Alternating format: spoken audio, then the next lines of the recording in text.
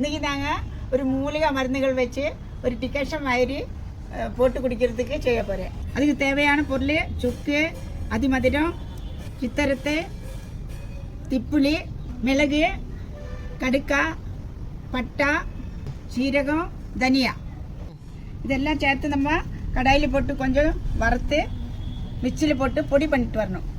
அதிமதுரம், சித்தரத்து ரெண்டும் நம்ம சுற்றி வச்சு நல்லா உடச்சி போடணும், இல்லைன்னா மிக்சி பிளேடு உடஞ்சி போயிடுவாங்க.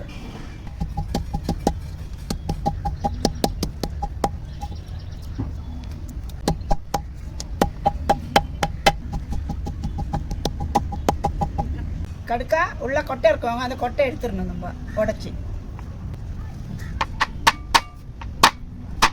இந்த கொட்டை நம்ம யூஸ் பண்ணக்கூடாது, இது தூர போடணும், இது மட்டும்தான் எடுக்கணும். நம்ம இதெல்லாம் போட்டு வறுத்துடலாம்.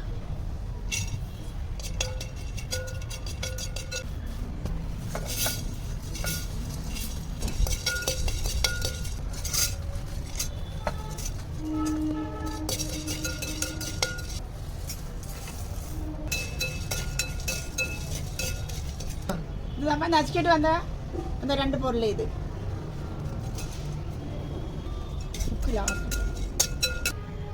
இந்த சுக்கும் நம்ம நசுக்கி தான் போடுறது.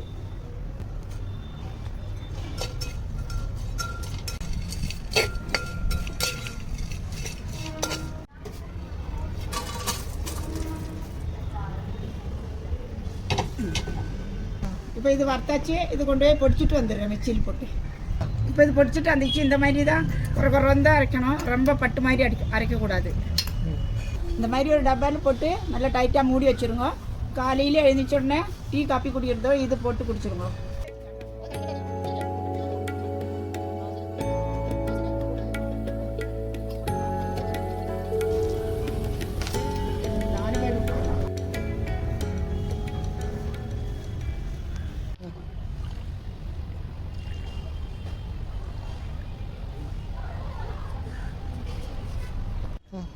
எதுக்குன்னா சளி, இரும்பல் இதெல்லாம் நல்லா ஆயிடுவாங்க.